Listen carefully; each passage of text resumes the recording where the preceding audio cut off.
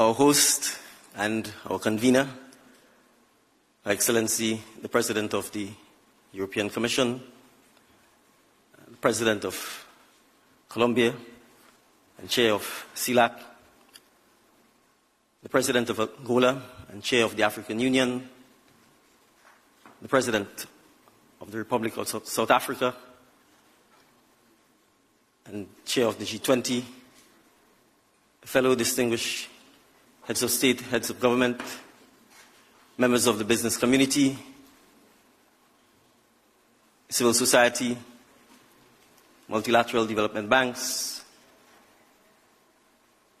I recognize, sitting next to me, the Deputy Secretary General of the UN. Ladies and gentlemen, it's a pleasure to be here with you in Brussels. I speak unscripted because coming from the Caribbean, and in particular the island of Grenada, the small island states of the Caribbean, perhaps more than any region of the world, is a region that has been forged by migration, by connectivity, and by the reality that our very existence depends on a stable, multilateral,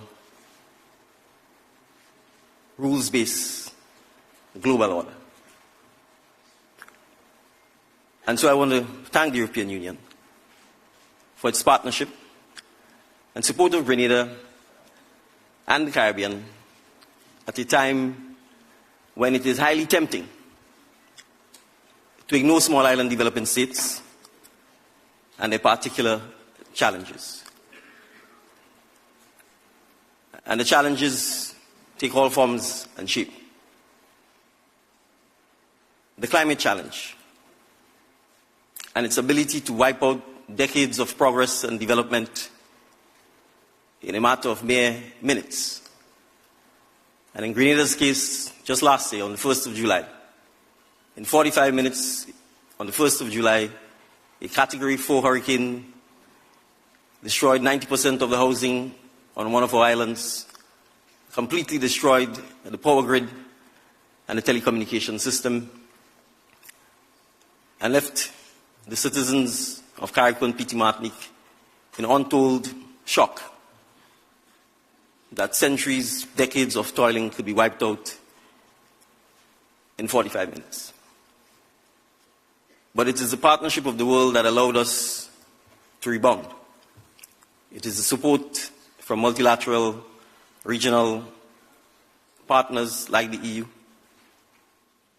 like CARICOM,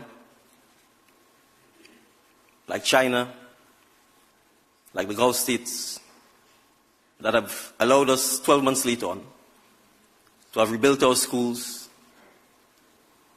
to have normalized our citizens' way of life, and to be able to be pouring on, and to be able to have me here today confident that we can share our knowledge, our grit, our resilience with our partners, so that that partnership allows us to forge a better future for humanity. And so I want us to remember, as we talk about investment and infrastructure and trade and development, the why. Who are we doing this for? So let us remember that in Africa, that 70% of the population has a mean age of 20. So it's ensuring that their future is not dictated by the temptation to pull us back to 80 years ago, to protectionism, to war, to instability, to tribalism, but to give them the opportunity to have a better life, to have the education, the tools, the skills, the peace, the stability to imagine and to create a world for themselves. And so I urge us to remember that the investment should not only be in infrastructure, but in human capacity, in education, in skills training, in the right values, so that we remember that there is no better human being because you live in the North, and a lesser human being because you live in the South. Or no better human being because you choose a particular political system, and a lesser human being because you choose a different particular system. And that we invest in the education that is needed to build the human capacity to transform the world.